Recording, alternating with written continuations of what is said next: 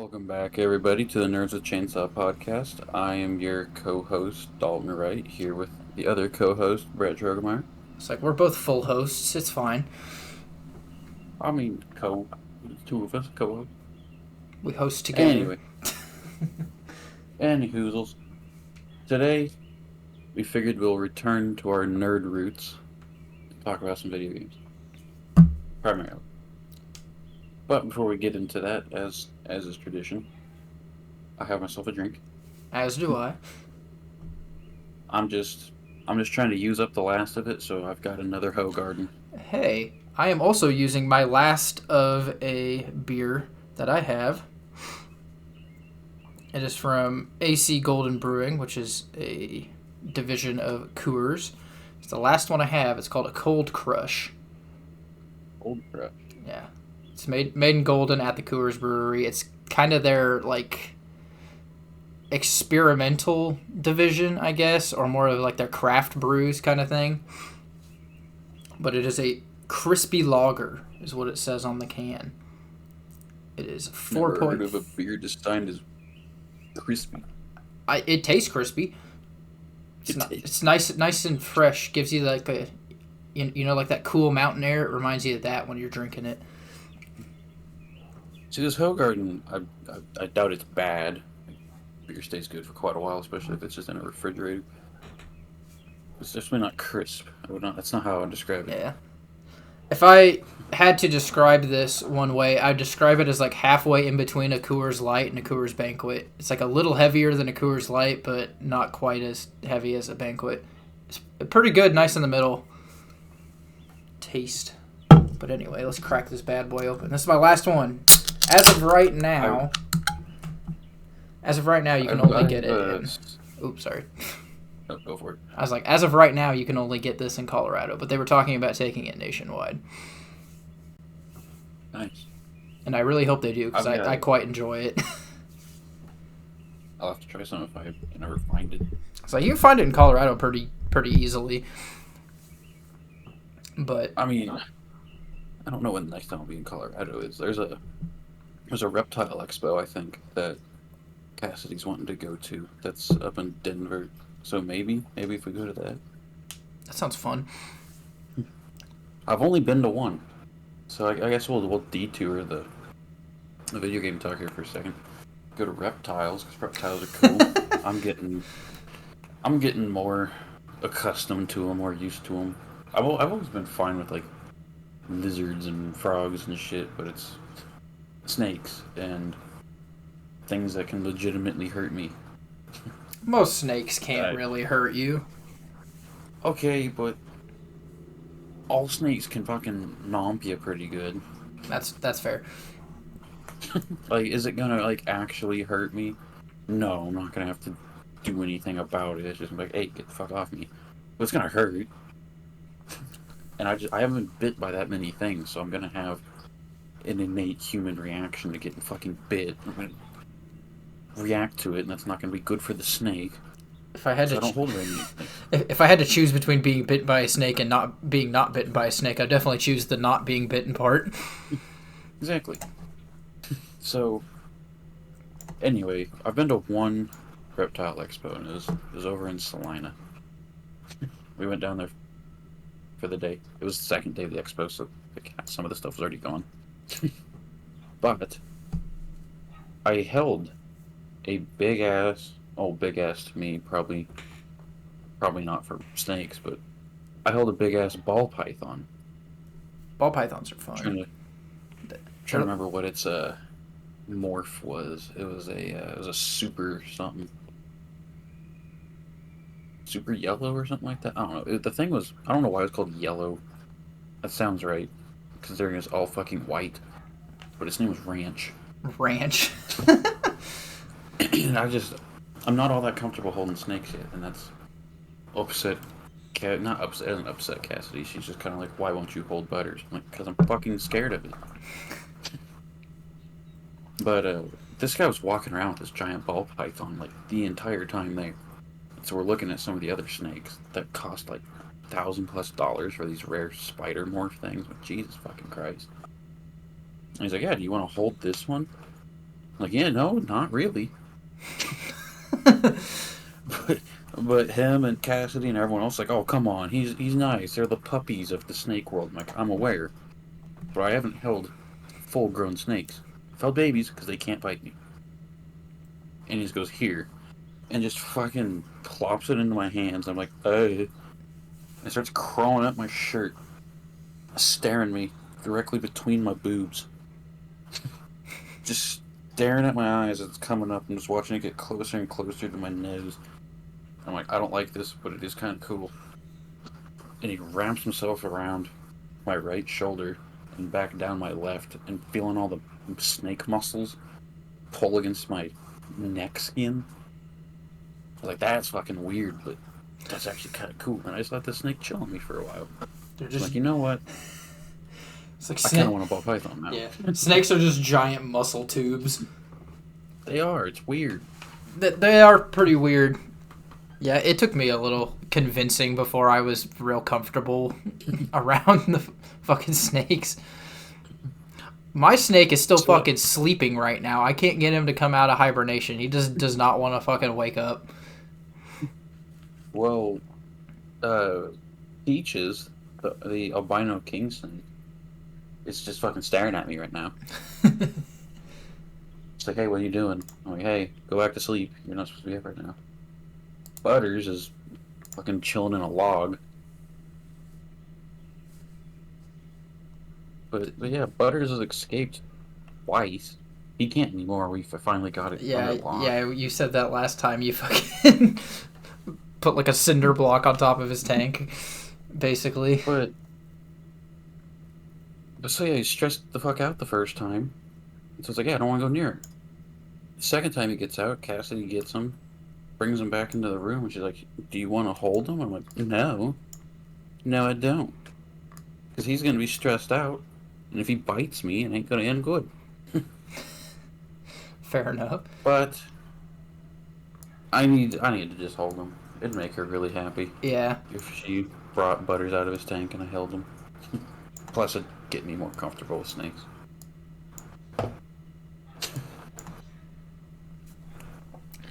They're nice. Most of the time. But this spider I will never hold. Oh yeah, you have what is it, like a tarantula? A pink-toed tarantula. Right now it's Ugh. still itty-bitty. Yeah, no. The thing's in like a quarter-gallon tank or something like that. Like it is tiny. The spider is still like my thumbnail probably in size. Yeah, I don't do spiders. Neither do I. I didn't really want one as a pet, but I was like, you know what? I need to compromise on some things. You can get a tarantula. So now I got a fucking tarantula. But with the caveat of, I will never hold it, and that thing does not escape. If I find it, escaped, It's getting a I ain't fucking catching it. 9mm. Dying. And if you're holding it, and you're like, oh, here, hold it, and you try to bring it to me, I'm smacking it. So just don't even joke about it with the spider. Yeah, it's a no for spiders. I won't fucking go out of my way to kill spiders, like if they're not in my house or whatever. But yeah, I'm not gonna go out of my way to be. I'll let them be. Yeah, in the wild I'll let them be because I know they're beneficial. But they do all sorts of good stuff, and they eat the stuff you don't want. Exactly. It's like. But in my house, they forfeited their right to live. Yeah. That's how I view it. If you're in my house, that's my space. But no, I mean, I like spiders. Look cool. I like admiring spiders. I like figuring out what they are, even if they're in my house, before squishing them. I like identifying them. But I don't want them on me. I don't want them near me. I'll even leave a couple spiders like in my house, depending on what they are. Like the little tiny cobweb spiders that actually eat shit. That they're fine, as long as they're not like in the fucking bedroom. Spider. A what? Like common house spider or something like that. We have some down here. They're like It's like a something cobweb spider, and they eat like brown recluses and black widows and shit. I'm like, all right, you're fucking chill. You can stay. That's why people put daddy long legs in their like garages and shit because they can't hurt you. They look freaky, but they hunt other Yeah, spiders. I was like, these were. They look almost like black widows, but they're like kind of brownish.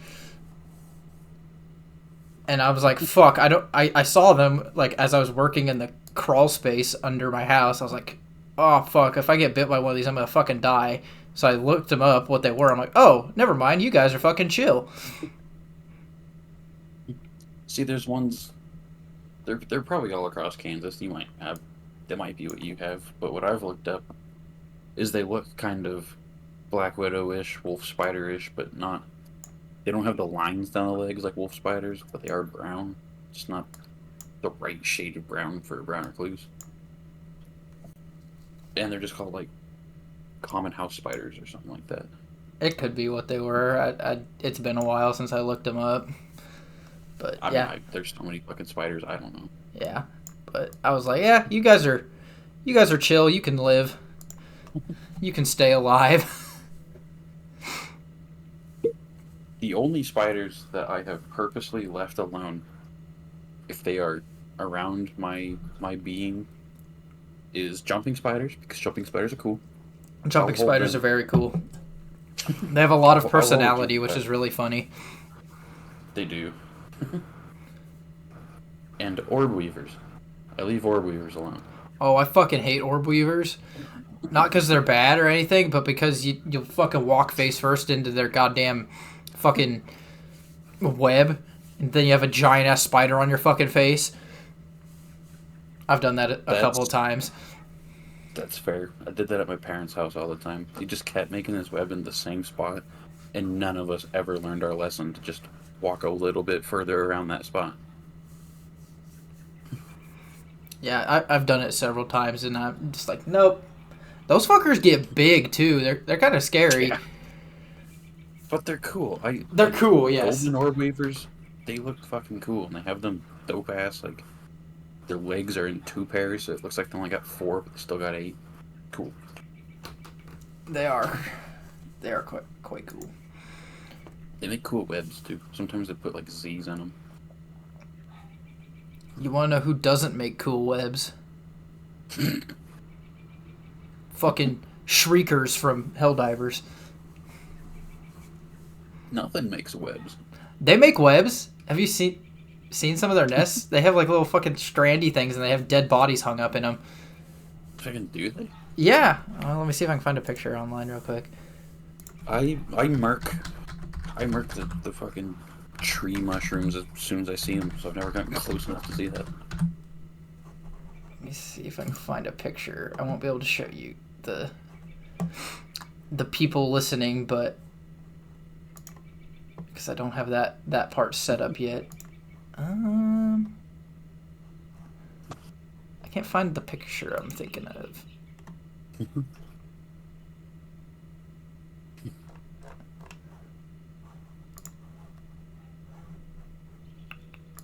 Well, while you're looking, I'll go ahead and segue. Yes, we are gonna actually talk about some games. Primarily, and possibly only, Helldivers 2. If you're someone who plays games and you haven't fucking heard of Helldivers 2, you have been actually living under a rock. This game has taken over everything. Every social media has memes of this game, even if you're not in those circles. My girlfriend, she's in the Reptile and Book Talk and all that kind of stuff, so there's no game posts that ever show up for her. But Helldivers 2 memes have invaded her TikTok and Facebook. It's a fantastic game. It's not a very good picture. Memes are great. Oh yeah, the memes are fantastic. That's not a great picture, but you can kind of see the little fucking webby things stringing down from it. Every once in a while, you'll see one of those little webby string things with a fucking Seaf army dude just strung up in it. So I really haven't seen, unless I'm just actually blind, webs on like any of the Terminated stuff because they're more like I mean they look spiderish, but they kind of act more like ants. They just burrow. Yeah. Termites. Termite. Terminid termite. But anyway, yeah, Helldivers is fucking fantastic.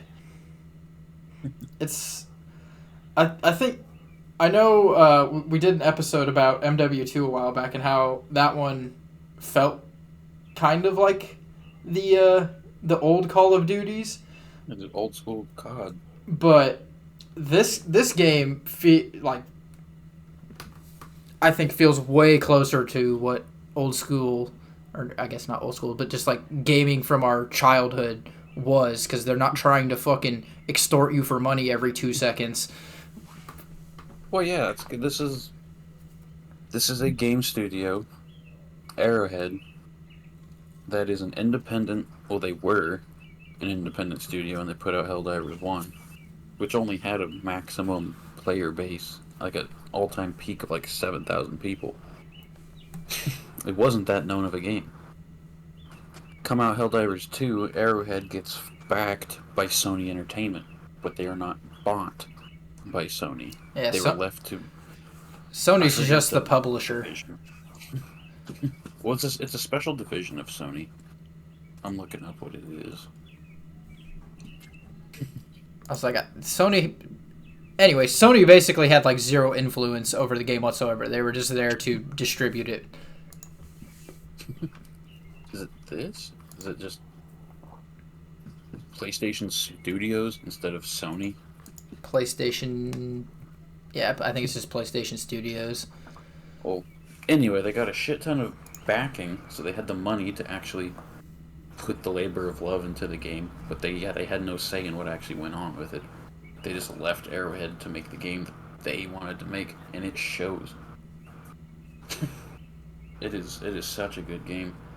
Nothing being shoved down your throat, just good old-fashioned video games. Don't have to worry about missing out on like new content because it's only going to be there for a limited time.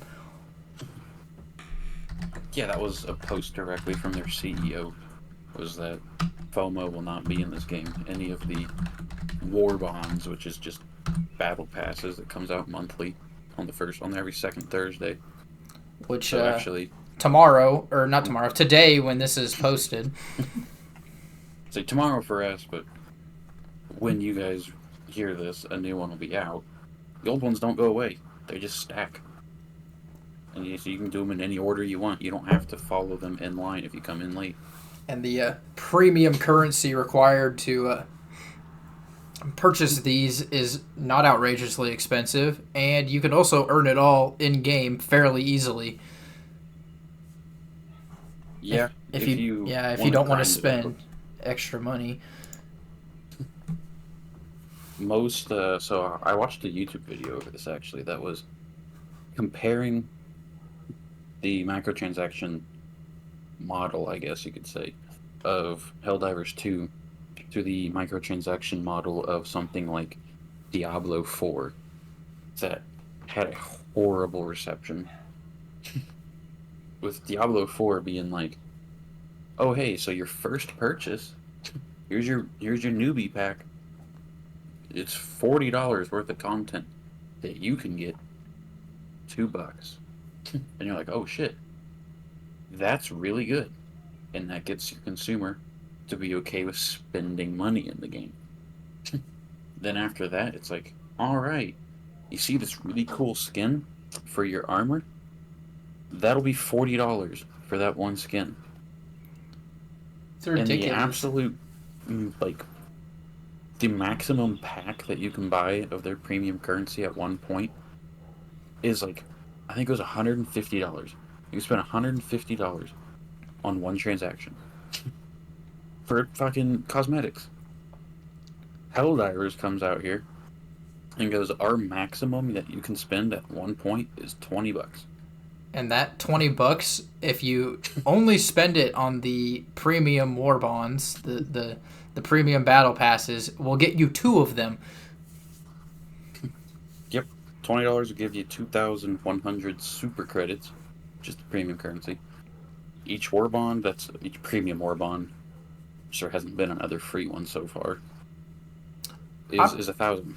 Yeah, I'm curious if they're gonna put out more free content at some point.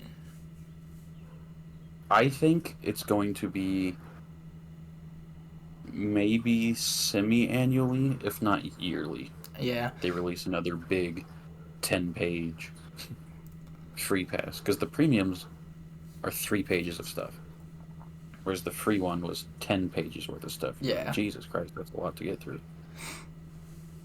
I still haven't gotten through it.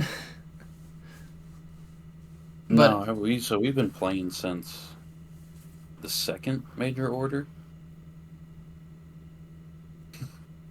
I think is when we came in. Something like major that. order number 2, and that was like a week and a half into the game existing. And yeah, we haven't even. I haven't even finished a single war bond completely. And that's what's also nice is in their war bonds you do have to buy a certain amount of things from the tier before to get to the next tier, but you can really the limit on how much you have to buy is not very much, so you can kind of pick and choose what you want out of the war bond. You don't feel pressured to have to unlock everything to get to the next stage. Unless you're me and you have OCD, I unlock everything before I go to the next page. But yeah, it's like there's 8 to 9 items on each page, and you only have to buy like it's a certain metal count. So there's things that are cheaper on metals and things that are more expensive on metals. Metals being things you earn after every mission to unlock stuff in the past. If you just buy the main items, your armor, your 2 armor pieces, and the weapon, that's all you need to move on to the next pass. You don't have to get all the little cosmetic stuff. It's really nice. It allows you to really just play the game how you want to play it. And if you don't want to unlock the fucking pretty useless items like smoke grenades and backgrounds and stuff, you don't got to. You can just unlock the things you want to unlock, and you've probably spent enough to move to the next level.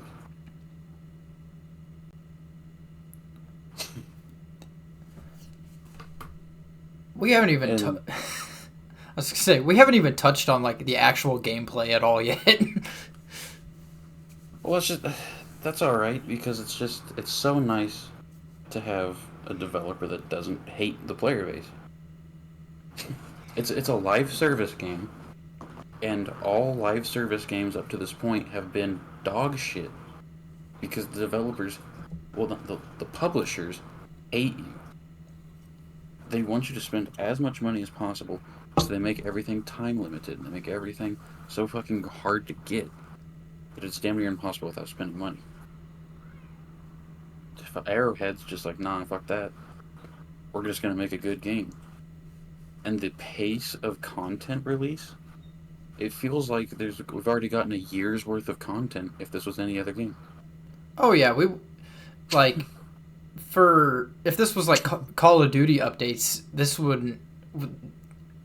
Yeah, we'd be on season fucking like 1 or 2 still, and we're coming up on our 3rd like major content release, and the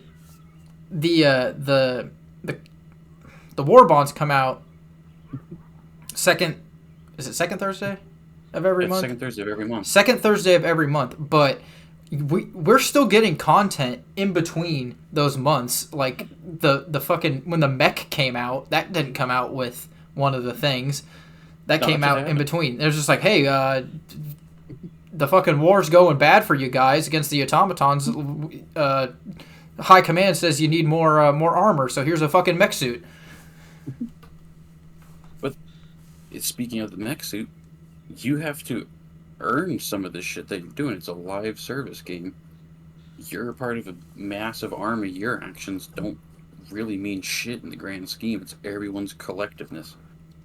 And they dangled the mechs in front of us, and then they said, oh, guess what? The planet that the mechs are all being made, it's under attack. You ain't getting mechs unless you free this planet within the next day and a half. We had the planet freed in 3 hours.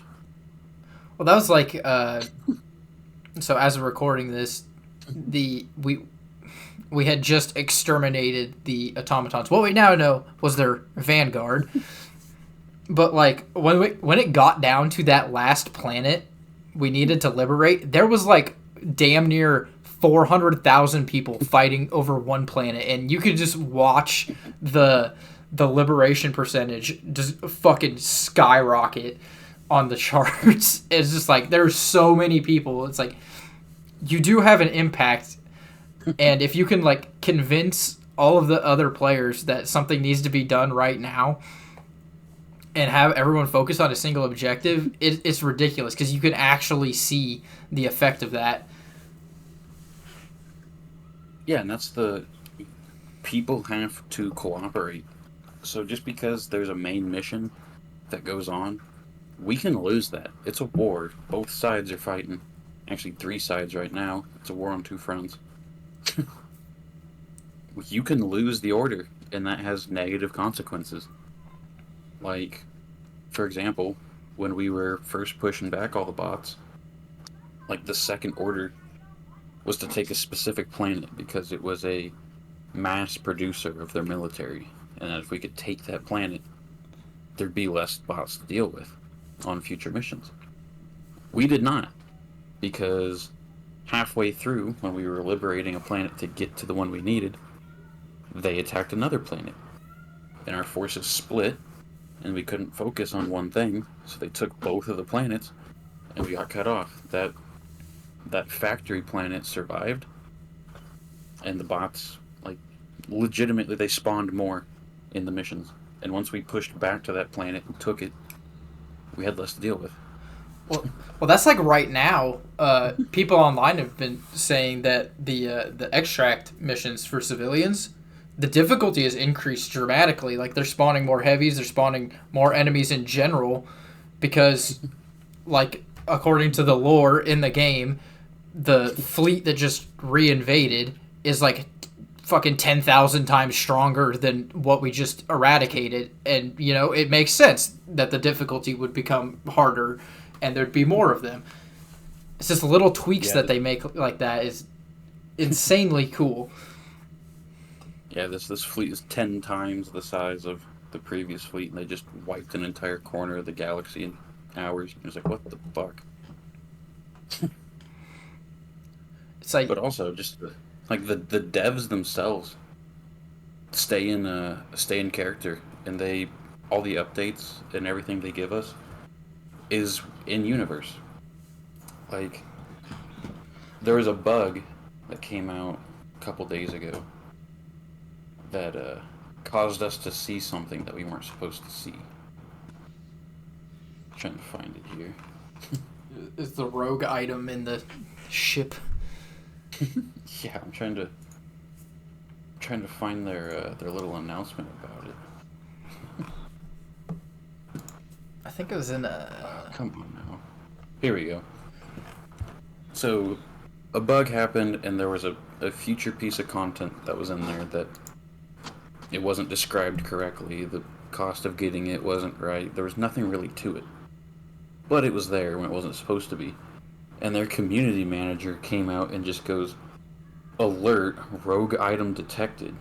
The Ministry of Truth has confirmation that a rogue item called the Catalog expansion is temporarily visible in the ship management menu.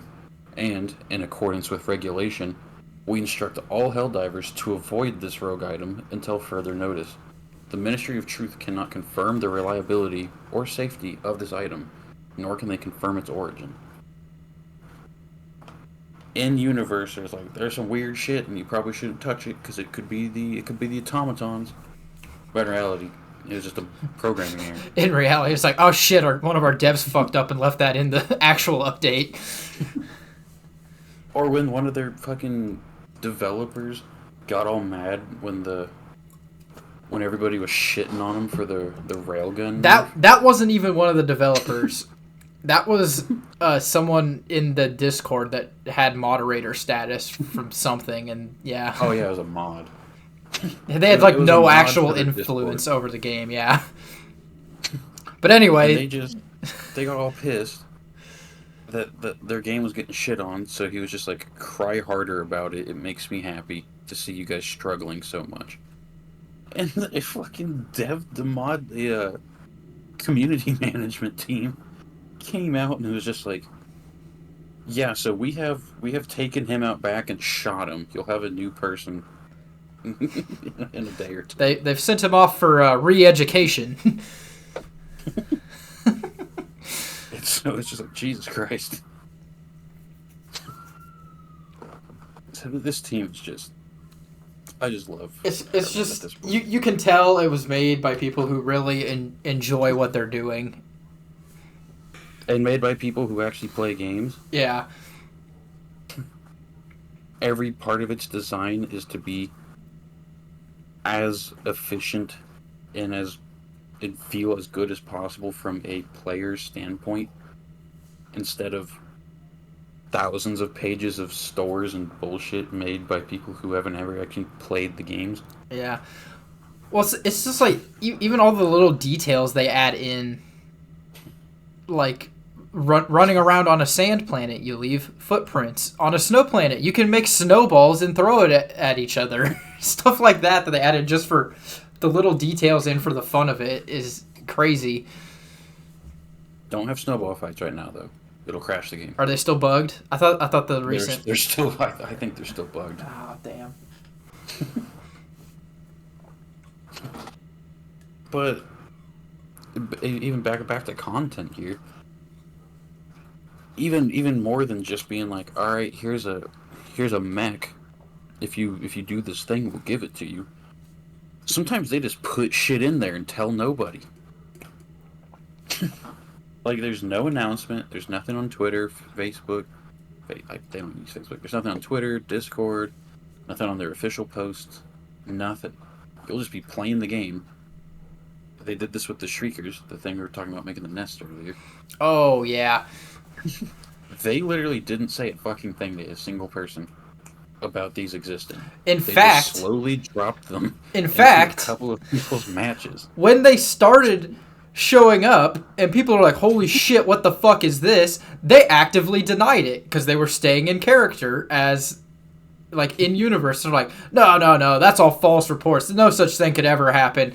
Then when they finally did announce, they're like, yeah, we were wrong. Yeah, we always knew this was a possibility.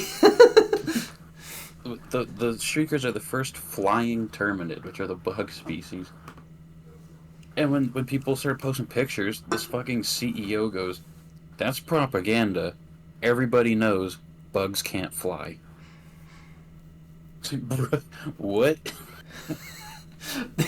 Then, like, fucking week later, he's like, oh, we have reports of flying bugs. We always knew this was a possibility. But they blamed it on the TCS systems, saying, "Oh, hey, we knew it could happen, but because you guys completed this objective, we think it stopped a worse evolution from happening, and now you just have these guys instead." So everything has its consequences, and it's awesome. I also Midweek, when they dropped the Quasar, there was no fucking warning to that. They just Yeah. went, "Oh, by the way, here's some new guns." Yeah, and that's the other thing I want to mention. It even with the like premium war bond stuff that you buy with the premium currency, they still add stuff to the game that you don't have to buy with premium currency, like the Quasar cannon and the mech suit and all that. You can get that without spending any of the premium currency whatsoever. Yeah, just play the game. Just by playing the game, and like fucking the stuff you need to buy that, which is requisition slips, is like fucking super easy to come by.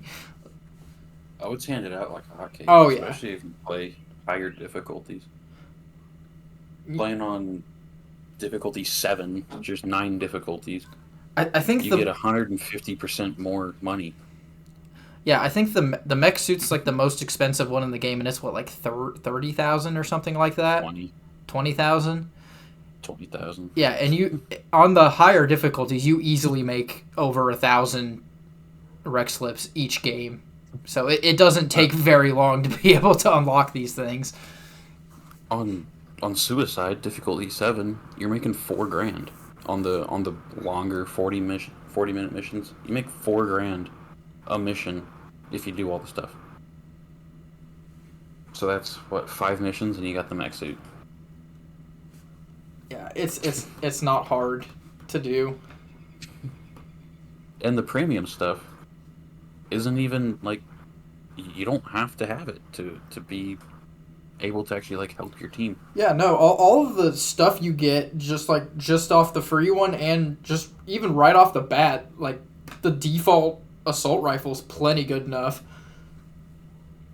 Yeah, after what was it? After they did the breaker and railgun nerf, the default Liberator rifle became like what everybody went back to running because it's good.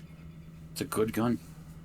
It's a good gun. What else do you get to start? The machine gun. The machine gun's still useful even at higher level play. So it's a good crowd control. It's a good crowd control weapon.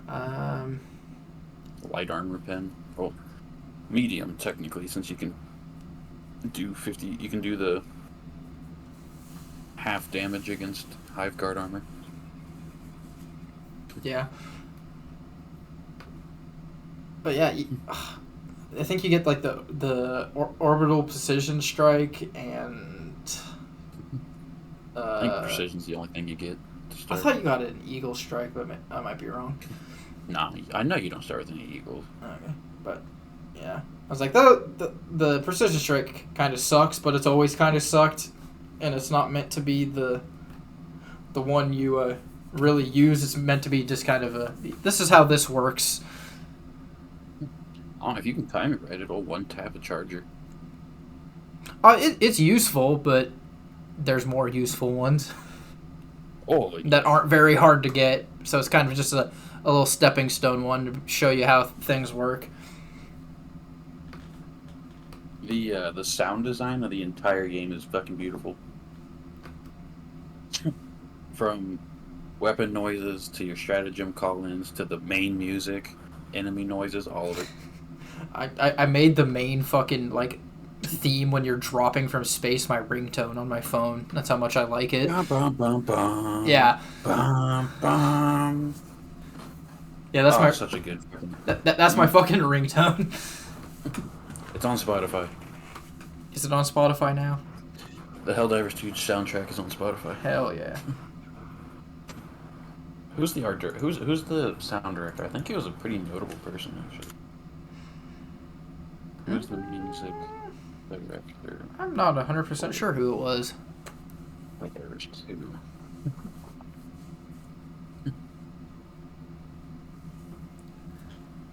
Yeah, the sound. Wilbert Roget. It's probably a Swedish guy, considering this game was made in Sweden. Yeah, he's composed a few things that are decently notable here. Composer for Star Wars Outlaws, Helldivers 2, Oh, hey. Pacific Drive, Gundam Requiem, Mortal Kombat 1 and 11, COD World War 2, and Star Wars Vader Immortal. Have you seen anything about Star Wars Outlaws? I have not. It's the open world Star Wars game. I watched a little bit of gameplay of it. Oh, yesterday, 2 days ago, something like that. It looks pretty good. They're finally making an open world Star Wars? Yeah, it looks kind of like Oh, here's a trailer for it right here. Fuck, that's loud. Christ.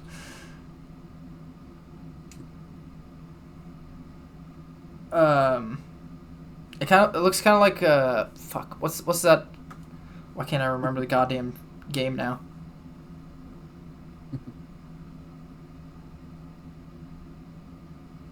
Anything descriptive? The one that it's like with the most it's not Battlefront, but it's like the other most recent one. Are you talking Fallen Order, Jedi Order? Yeah, that one. It looks set up. It's set up similarly to that, but your character is a bounty hunter or something like that, I guess. But it's completely open world, and you're like dealing with fucking different like crime syndicates and stuff like that. It looks pretty interesting, but then again, it's a fucking like I'm pretty sure it's an EA title, so. Well, EA owns the rights for all Star Wars games, right? Actually, they don't. No. Star Wars, Lucasfilm, division of Disney, put out a thing. It's like, if you want to make a Star Wars game, fucking pitch it to us. And I thought Lucasfilm lost their license to EA. I don't know, but the last I knew, Star Wars was basically like, if you have an idea for a Star Wars game or Star Wars show, fucking pitch it to us. If we think it's good, we'll give you the okay to go ahead and develop it. If we think it's interesting or yeah, so pretty much anyone could like go pitch a Star Wars game, and if they think it's interesting enough, they're like, all right, yeah, go ahead, develop it, and we'll see what happens. Lucasfilms is the publisher for quite a bit of my childhood, actually, playing Jedi Starfighter and Bounty Hunter. PlayStation 2 Star Wars Bounty Hunter was fucking peak. Battlefront 2 is where it's at. The original Battlefront 2. I didn't get the liberty to play those. They're so much fun. Yeah, Star Wars Bounty Hunter came out in 2002, and fuck, does it still hit good today. I was so bad at it when I was playing this as a kid. Now it's like a cakewalk, but it is nostalgia for sure. I'm plays Jango Fett. Yeah, I'm really hoping that with Helldivers' success, that studios start getting a little bit more liberty back on the content of their game, so they can actually make fun games again. Well, that's the whole point of that Sony division. Like, I need to look up who it is because they've let a couple of really good games get developed. Because like right now, the like smaller indie crowd is just fucking whooping the big studio's ass on like pretty much everything.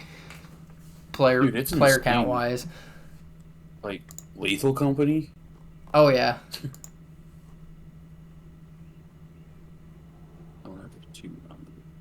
Just the indie market is so. It's just so much better because people are finally getting fed up with fucking AAA bullshit. Published by Sony Interactive Entertainment. Yeah. Lethal Company did really good. I never bought Lethal Company. It didn't really seem like my kind of game.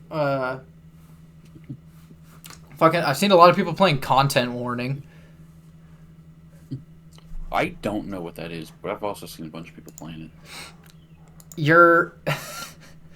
The way I understand it is you and your group like go down into like the fucking sewers or whatever, like this underground world, and you fucking record these like fucking horror monsters trying to stay alive for like 3 days down there.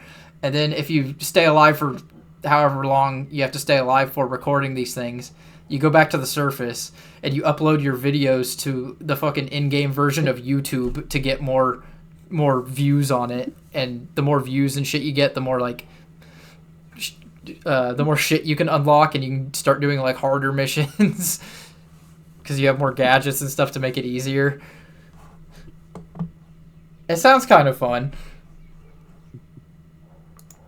All right, here we go. So the same studio that just backed Helldivers to just do what it wants to do is also the same studio that gave us both Horizon games, Ghost of Tsushima, the new Ratchet and Clank game, the Spider-Man games, all of God of War, Days Gone. all of these games have just been nothing but massive successes. Because they're allowed to be what they want to be.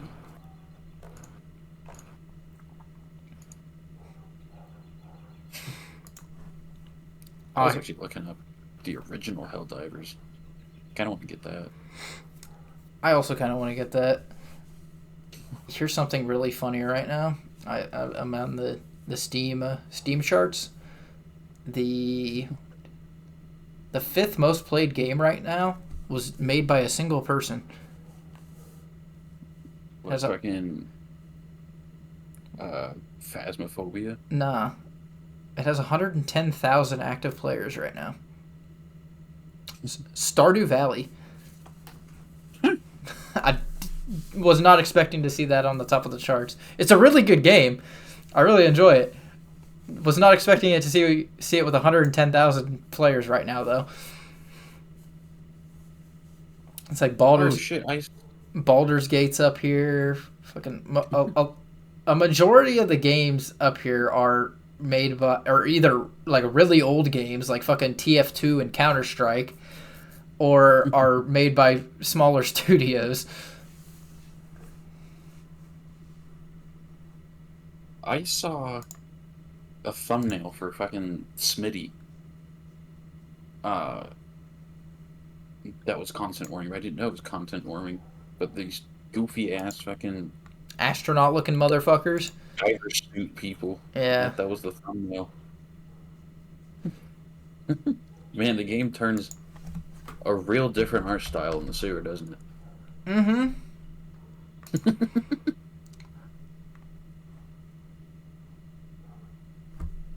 I like co-op horror games. I'll scare the shit out of myself for fun. I was like, it's $8. I'm really considering buying it if I can get someone else to play with me. It would be a very easy pitch to the rest of our group. Yes, it would. Horror's like the one thing everybody can agree on. I was like, this one looks like more my speed than Lethal Company did. Lethal Company was good on its own, but it excelled with mods. Getting the mods that allowed the creatures to mimic the voices of your other people made it so much scarier. Because, like, Blade died. I was playing with them. Blade was dead. And I heard Blade's voice in the room next to me just go, "Dalton, where are you?" I'm like, ain't no fucking way. I watched Blade die. That's fucking creepy as shit. I'm just like, I got on the walkie and I was like, somebody needs to find their way to me because there's fucking something next to me because it's spoken Blade's voice. It turned the horror up quite a bit once you start putting mods on. I was like, I don't know, fucking content warning looks more like stupid scary than actual scary, and I think that's why it appeals to me a little more than Lethal Company, because Lethal Company can be completely fucking hilarious, but it can also be quite fucking scary too. Lethal Company's whole reason it was so good was because of the proximity.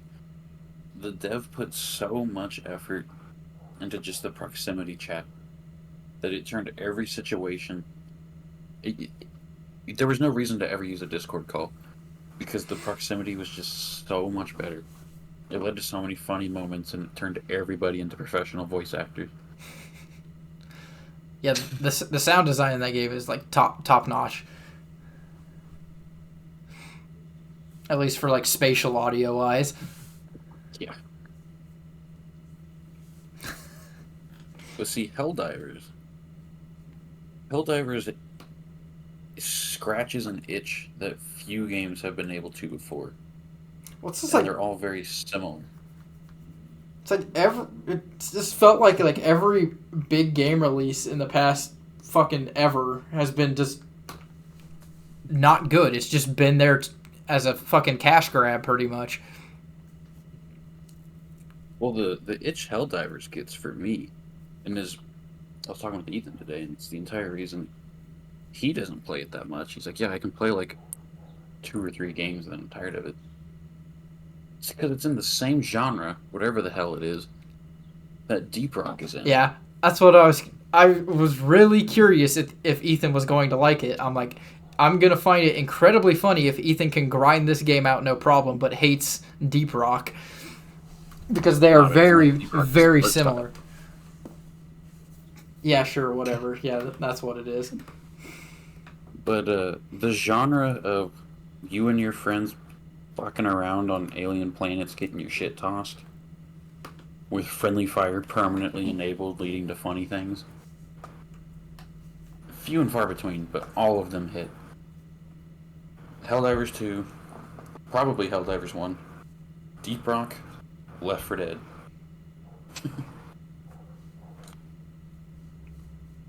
I don't know what the genre is, but it's good. Group co-op PvE games, I guess. What I heard somebody on the internet call it was a group of idiots trying to make a living against a corrupt company, and it was Deep Rock, Helldivers, Lethal Company, and Barotrauma.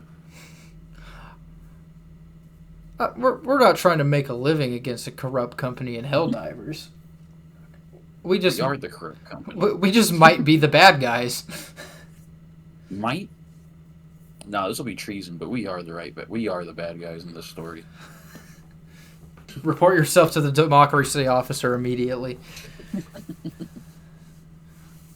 Bro, the bugs existed on like 2 planets at the start of Helldivers 1. And somebody capped one and found out it turned into oil in like 2 weeks. Wait, this is oil? Hold up. So then we fucking bred them across like all of the planets, and lo and behold, the giant murder bugs didn't like that. And then that caused issues. And now we're doing the same shit. The fucking cyborgs from the first game, they just didn't want to conform to Super Earth's way of life, so they moved to a different planet. And Super Earth was like, nah, fuck you, you're still gonna conform. And so then we committed genocide against them. It's like, you can't fucking leave. We didn't kill them all. We didn't kill them all. We just enslaved them in the mines. Yeah, and now they're automatons and they're fucking fighting back again. Goddamn motherfuckers. How many times do we have to teach you this lesson, old man? And the Illuminate in the first game tried being peaceful with us. When they first made contact, they were like, hey, we can be friends. Just let us coexist in this galaxy. We'll only take this one sector. This will be ours. We'll leave you alone. We'll share our technology with you. It'll be mutually beneficial. And we were like, nah, fuck you. And started a war. We're like, damn, this technology could be used for weapons. Luckily, you guys don't do that. Couple years later, after we've done that, all right, fucking blow them all up. Exactly. It's like, if you look into the lore of it, nah, we're the fucking people.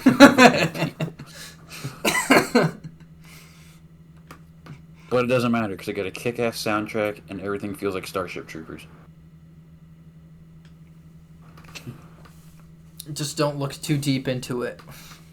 Just kill shit and be happy. Don't let yourself read the illegal broadcasts. Just kill it from a distance. That's another fucking cool ass detail. Is the illegal broadcasts in game that you have to destroy. If you actually look at them, are saying that we are the bad guys. Basically saying what we just said right here. Yeah. We enslaved all the cyborgs. That's why they hate us. It's so good. It's such a good game. I saw a post today about, it was some automaton structure, had some writing on it, And someone's like, what does this message on here say? It was like on a door. So some dude translated it from the automaton language. And when he translated it, he's like, oh, this is in Swedish, obviously. The game was made in Sweden. So after he translated it from Swedish to English, we're 3 translations deep now, it said maintenance hatch. I just thought that was fucking funny. I saw it earlier today. I was like, you went through all that effort to translate it through 3 fucking language for it to be the maintenance hatch. Well, that's alright. Fucking... I've never heard the person say this, but that chick, right, when you come out of a mission that starts talking to you, one of her lines is just like, she just starts going 1011001001 100110110001. This is the first transmission we ever got from the automatons. We think it means kill all humans. If you go and fucking put that into a binary to text, it just says, ah. Ah. Just AH. The first thing they sent us was just them fucking screaming.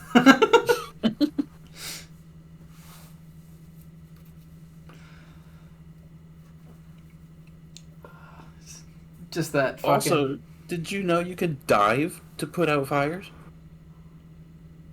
Is that how you don't die instantly? That's how you don't die instantly. What the fuck? That would have been good to know. I saw a post that was, if you stand in a flame, aka flamethrower, Hulk flamethrower, you die fucking instantly. If you can preemptive the flame and dive through it, you'll take just a little bit of damage. But if you get caught on fire and you dive immediately, you'll take almost nothing. And I guess there's now a brash tactics thing that says, if you see the glow, stop, drop, and roll. The glow being fire. That would have been good to know. You know, So they also just put in game shit that just makes sense. Like, oh, in real life, you're on fire, fucking roll. In the game, dive. Don't dive too far or you'll fucking ragdoll. And yeah, there's the other, like, when you struggle to sprint, when being on the ground, being able to, like, get up back to your feet. Yeah. Because I keep hitting the sprint button. Or, like, when you're trudging through thick brush, it actually slows you down. Or water. Well, that's part of it, is I was like, why the fuck can't I get to my feet? And I'm hitting the sprint button. If you're under any sort of status effect that slows you, sprint's disabled, so you won't stand up. Like, that makes sense. Yeah. The other thing I really like is that the weapons, like, have weight to them. So, like, where your cursor isn't necessarily where your gun is pointed at that point in time. So, like, if you're using a big fucking heavy machine gun and you, like, swipe to the next enemy to shoot at with your cursor, it's going to take it a second to get there because this gun's big and fucking heavy. And in real life, it would take you a second to fucking point that gun over there. Think of it like if anybody is watching or listening and has ever played War Thunder, think of it like that. Yeah, pretty much. Your tank cannon doesn't just bloop onto where you're looking at. It takes it a bit. You have that transversal time. I was trying to think. And there's just so many hidden things about the game that it tells you absolutely nothing about and just lets you figure out. Like diving to put yourself out of fire. Yeah, would have been good to know. I mean, it makes fucking sense. There's a bunch of these containers littered around the map. They're like, cool, there's a container here. You don't realize for a little while that you can blow the doors off of them and there's goodies in there. Oh my god. I was playing with some randoms. It must have been a group of 3 and I was just a fill-in. They were level 22, level 17, and level 15. They didn't know to blow up the fucking containers. That's impressive. I was like, are you... What? Yeah, they just like ran. They looted around the building. They like looked at the container and kept running. I was like, what the fuck? So I chucked a grenade at it, and they came back. And they're like, what? There's shit in there? I'm like, yeah. How fucking long have you been playing and you didn't know that? Bro, they've missed so many extra medals and super. Oh yeah, 100%. Yeah, that's how you earn that premium currency in game, is finding these lootables that you have to do special things to get. They had to have missed out on so many. Like, that's the entire reason for those PIs, is the fucking container. Yeah, they thought it was just like the fucking samples around there. Is all that was. I was like, oh my god, are you serious? Some of them are just samples. Yeah, some of them are, but like, yeah. Well, they're not commons, so they're rares. Oh, it's like playing with other like level 20, level 30 people who still fucking team kill to get the samples, even though they're fucking shared. Dude, that's absolutely wild. There was a Reddit post of this guy that joined on, and this was before the level cap increase. This guy was level 50, max level, and was playing the whole mission perfectly fine. And then right at the end of the mission, this level fucking 50 dude dropped all 3 of his teammates, stole the samples, and got on the ship. And they're like, what the fuck was that? He's like, sorry, I needed the samples. And they're like, are you fucking stupid? We all get the samples. They're shared. All you did was take money and experience away from everybody else.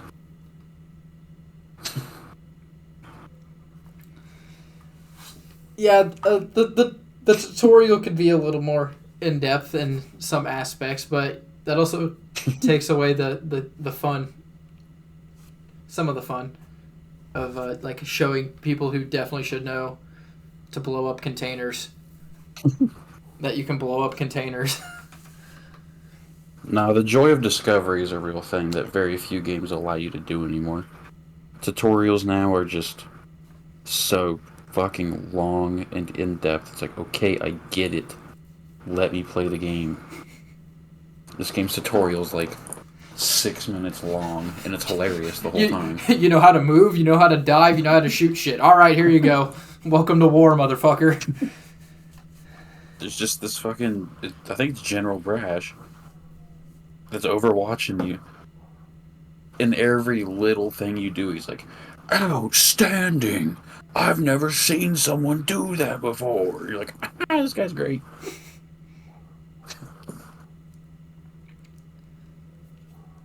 You remind me of a younger me. I think it's one of the fucking lines. It is. What time are we at? We're at 1 hour and 4 minutes.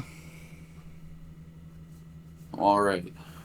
I think that'll probably be good. That'll be good for this week's episode.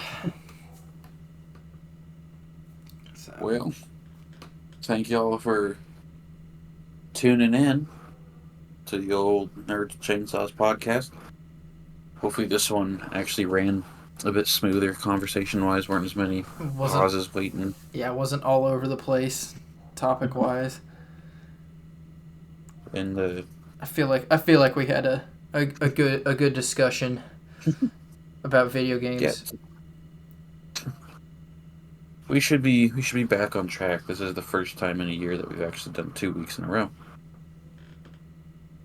That is true. Last time we came back and that was it. Yeah, we came back after a break and yeah. That was a whole shitty situation that I was going through right there, so I'm gonna say that's probably on me. I'll take the blame. But anyways, thank you all for tuning in, and we'll catch you next week. Yep. See you guys next week.